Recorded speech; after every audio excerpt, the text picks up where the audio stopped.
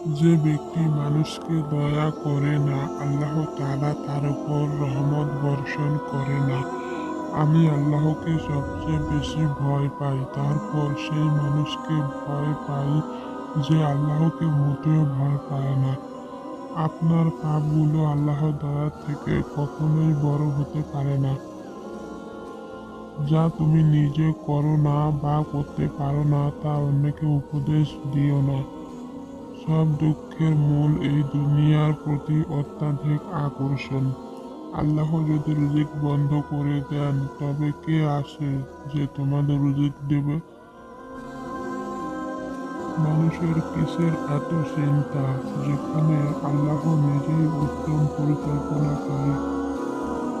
মানুষের জীবনে প্রত্যেক দিন ভালো না গেলেও প্রত্যেক দিনই কিছু ভালো খুঁজে পাবেন।